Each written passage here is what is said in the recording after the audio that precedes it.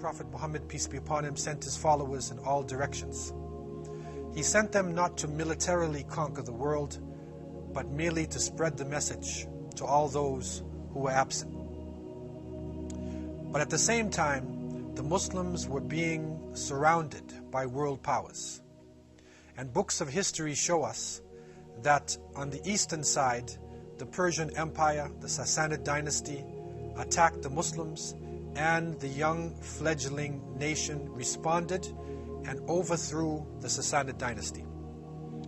From the north came the powerful Byzantine Romans. They attacked the Muslims from their northern borders, and the young Islamic State responded, and they were able to defeat the Roman Empire.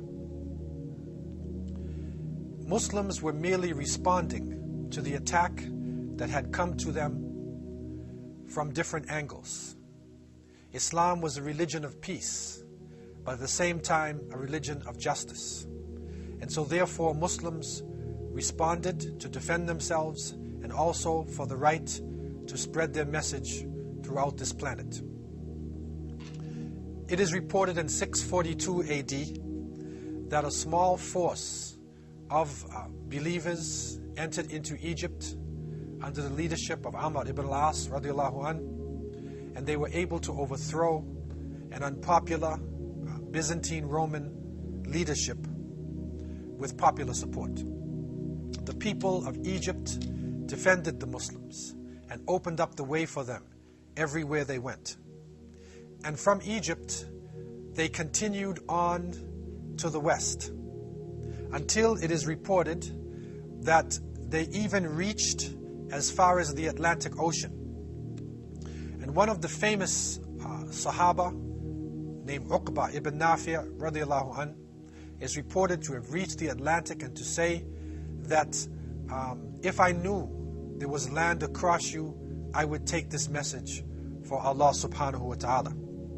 Uqba established a base that they call Qayrawan, and this became a central point for the Muslims in the area of Tunis.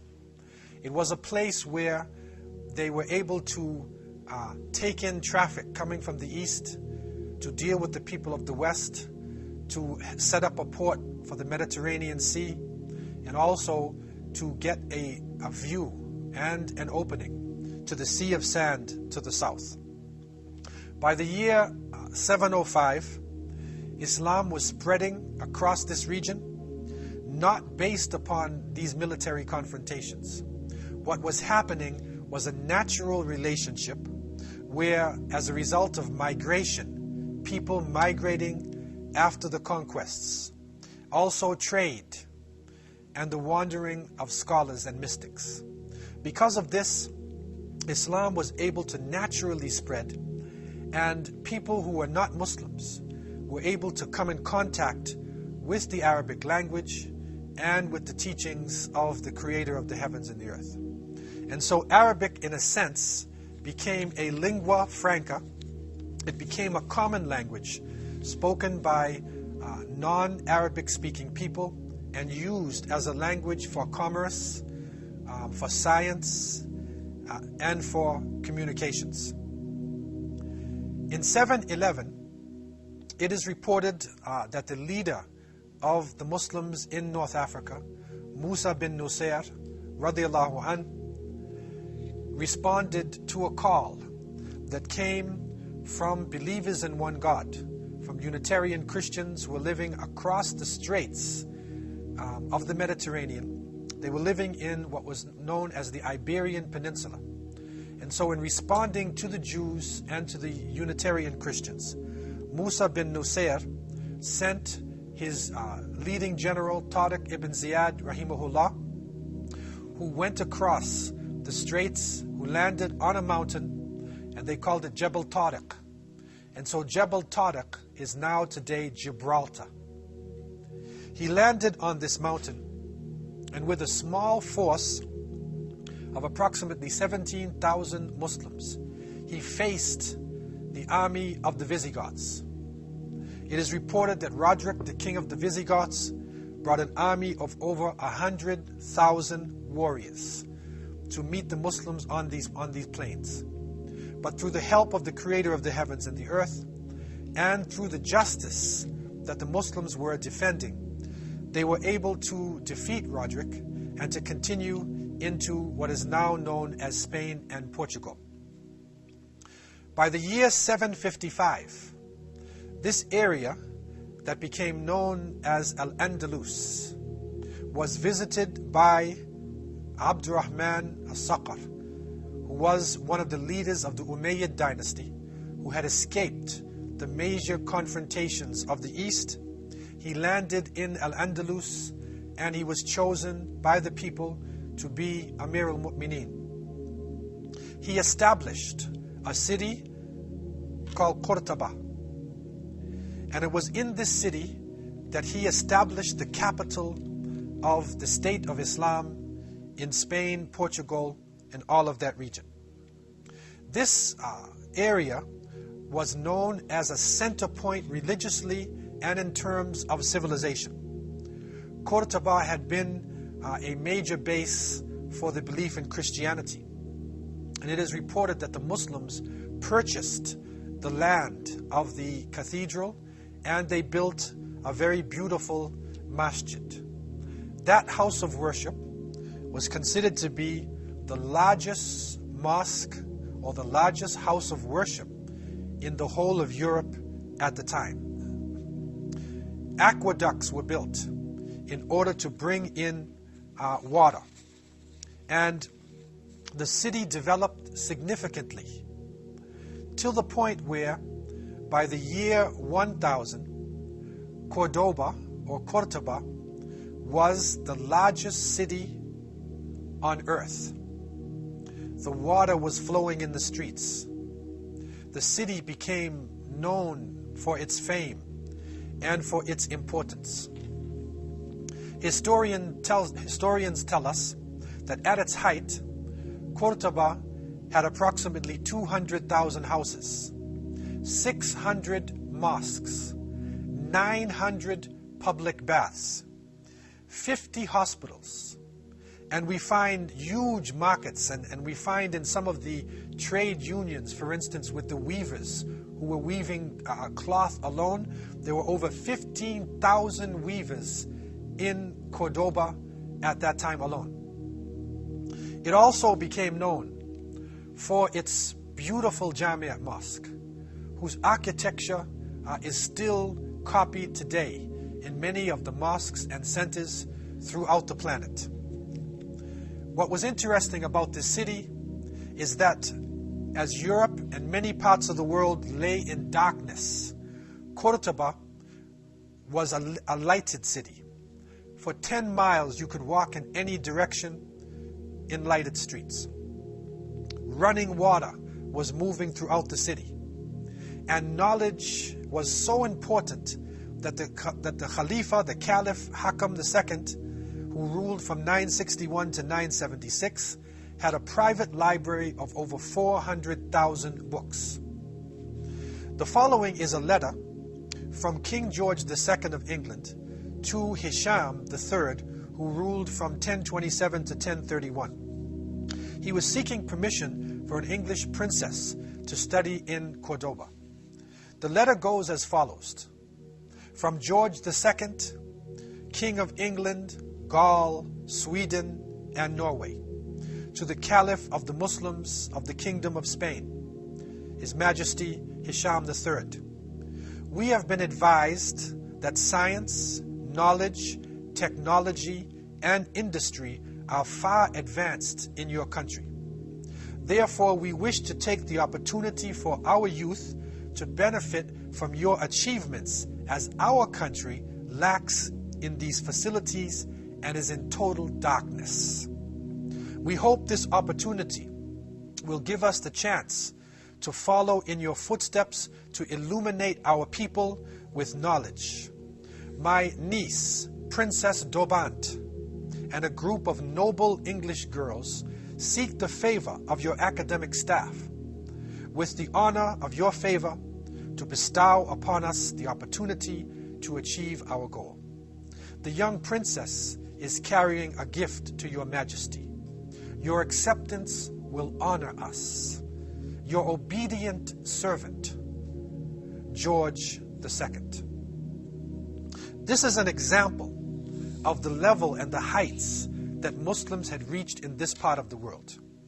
A recent study was done in the year 2000 on the occasion of the millennium, and it looked at the world in the year 1000 AD. It was interesting to note that there were only 280 million people on earth at that time. But what is astonishing about this period from this study done by a leading magazine in the world, it showed the top 10 cities in the world.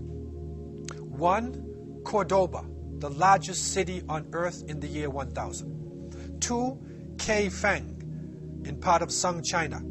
3, Constantinople, in Byzantium. 4, Angkor, Cambodia.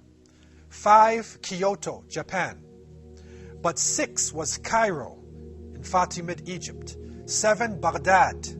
8, Naysapur, in present-day Iran. 9, Al-Hassa, in present-day Arabia. And 10, Isfahan, in present-day Persia. So out of 10 leading cities, 6 of them were Islamic capitals. This showed the extent of Islamic power and authority in this time. Muslims were making great achievements and having a profound influence upon people throughout the planet, and people would send their children. They would go to the universities of Islam, not only in Al-Andalus, but also in North Africa, in Qayrawan, in Cairo, in Baghdad, anywhere in the Muslim world to gain an education. They would treasure learning the Arabic language in the same way that people go to the great universities in London, in Paris, in the United States, in order to raise their academic level. And so Muslims played a powerful role in this planet, and these cities went down in history as some of the major areas of achievement.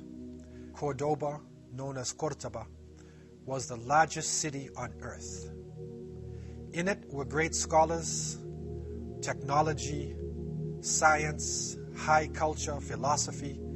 It was the leader of the world in many different areas. And it is astonishing today for young students to look back at history and to realize the level that Muslim scientists had actually reached. In many history books, we are told that the world went into what is called the Dark Ages. The lights went off somewhere around the 5th century and didn't come back in until around the 15th century with the European Renaissance. The reality was that from the 7th century to the 17th century, Muslims were making profound contributions to science and to all of the different aspects of present-day modern civilization. One study that was done looked at some of the sciences that were originated by Muslims, and they found some astonishing facts.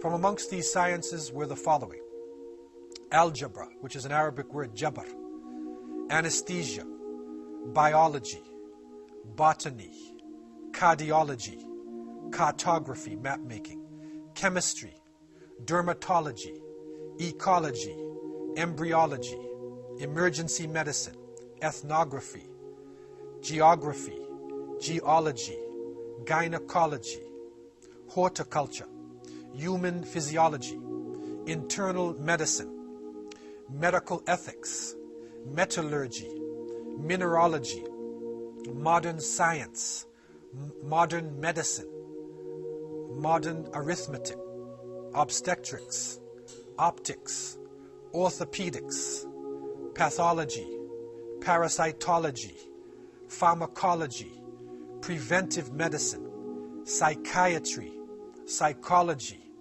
public health; pulmonary medicine; sociology; toxicology; trigonometry; urology; veterinary medicine, and zoology. It is astonishing when we go back and look at this, because we are seeing that the roots of these sciences have been cut off.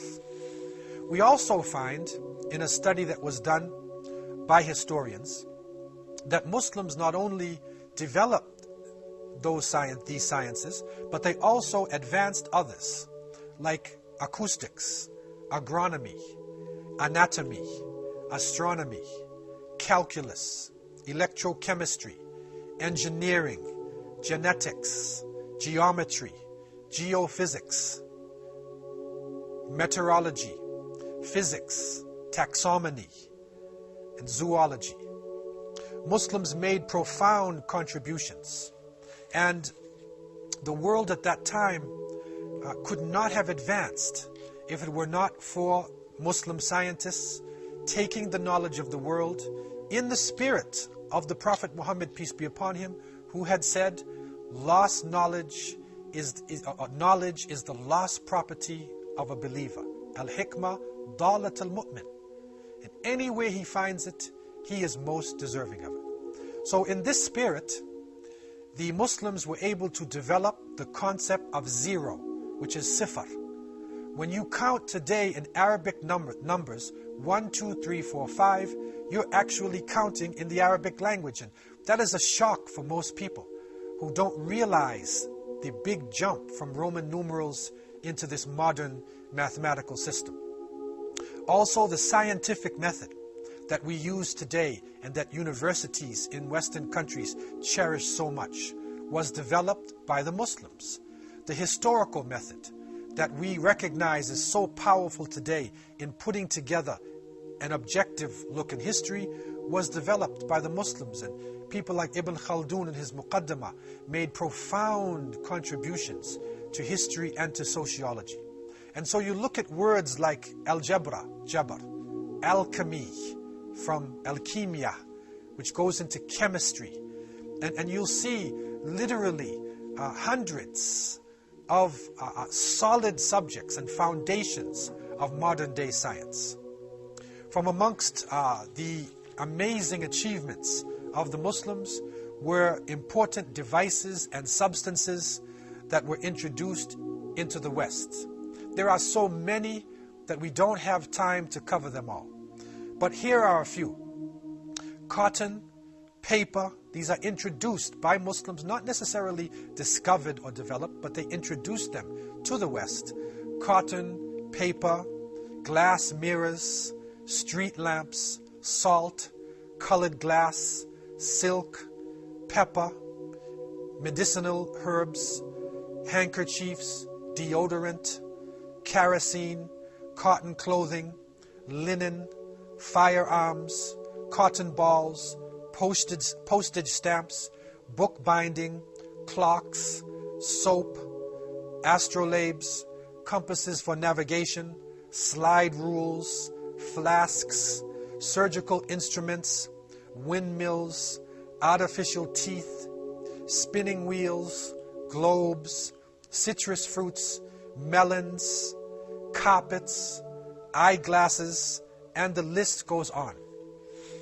We even find things like porcelain, almanacs, encyclopedias, saddles for riding horses, sulfuric acid used in experiments. This introduction of culture, this transfer of information and developing of science, this is the basis of the European Renaissance, and it is the basis of the modern world that we live in today. If we look at history in an objective way, then we see that the torch of civilization did not start in one particular part of the world, but it was shared by people all throughout the planet. In the same way that the ancient Greeks recognized that they got their civilization from ancient Egypt, they got it from the Phoenicians, then we today should also recognize the fact that the comforts that we are living in, that the different aspects of science came to us not through magic, but it came through a transfer of information from Muslims who were living in Al-Andalus, now known as Spain and Portugal, into the rest of Europe. Cities such as Toledo, Seville, Granada, Cordoba, and in Valencia, and you can continue to list the powerful cities of learning, the universities They were beacons of light in the darkness of Europe at the time. After the fall of the Roman Empire, scientists and people of learning were being tortured by religious people. And so therefore, what Islam introduced is a new relationship with science, that a person who believes in one God should actually be more religious than somebody who doesn't believe in God. Because the multiplicity of creation, the beautiful names of creatures, the colors, the complexity within the universe is only testimony to the presence of a creator of the heavens and the earth. And so the Muslims, with this Tawheedic understanding, this unity, bringing together the belief in one God, bringing together the understanding that human beings are all part of one family, with respect for knowledge, whether it came from the Arab world or whether it came from Africa, Asia, Europe, they were able to come together and to give Europe and the rest of the world the boost that it needed to come out of the dark ages, to come out of their problems and into the modern world. And so, with this thought, we need to review our understanding of science. We need to appreciate that the Arabic language and Muslims living in Spain and Portugal, known as Al-Andalus, Muslims living in Baghdad in Iraq, living in Cairo in Egypt, living in India, living in Africa, living all over the Muslim world, were literally the torch bearers of civilization. They were the ones who even preserved the philosophies of Aristotle and Socrates. They were the ones who were able to preserve the knowledge of the past and put it in such a form that people could use it in the modern world. It is said that Al-Kashani had a computer in the 15th century. And so the basis of the computer age, binary numbers, the concept of zero, this was developed by Muslims. And the contributions of Muslims to technology has not ended with the 17th century. Up until today, Muslims are making profound contributions to computer technology, to engineering, to science, and to all aspects of learning. We in the world today need to keep this in our minds. We need to be able to unravel history, to go into those areas called dark areas and pull out the light. If we can do this, then maybe we would be able to appreciate each other more in this tense, confusing world today. We would be able to understand that nothing came about without a relationship with that which came before it, and that everything comes from Allah subhanahu wa ta'ala, the creator of the heavens and the earth. Such was the story of Islam crossing over North Africa and into the straits. Jebel Tariq becomes Gibraltar, the land fair seeming for the planting of citrus fruits. And some people of language even look to the word Burtaqal. They look to this land of oranges because oranges and citrus fruits introduced into that part of the world were introduced by Muslims. And the citrus fruits were flourishing better than any other crop that they had. So it became a type of Ardul Burtaqal. And so Burtaqal, according to some linguists, becomes Portugal. It is amazing when we go into the roots of terminologies, when we are objective with our history, and when we look at people throughout this planet as part of the same family. These are part of the untold stories of history. This is part of the legacy that came from the Prophet Muhammad, peace and blessings be upon him. We hope to look at the relationship of Cordoba and the achievements made by Muslims to the rest of the world. What happened to Spain? What happened to these great heights? Where did the people go from Andalusia? What happened to the Muslims who had reached such a high level of technology? We hope to be able to unlock other treasure chests and to bring out gems of wisdom that can benefit the younger generation, that can benefit historians and hopefully can benefit even the people who are ruling this planet. The Prophet Muhammad, peace be upon him, was the last of prophets and messengers, and he came to unite humanity and as a mercy to all mankind. I leave you with these thoughts in peace. Assalamu alaikum wa rahmatullahi.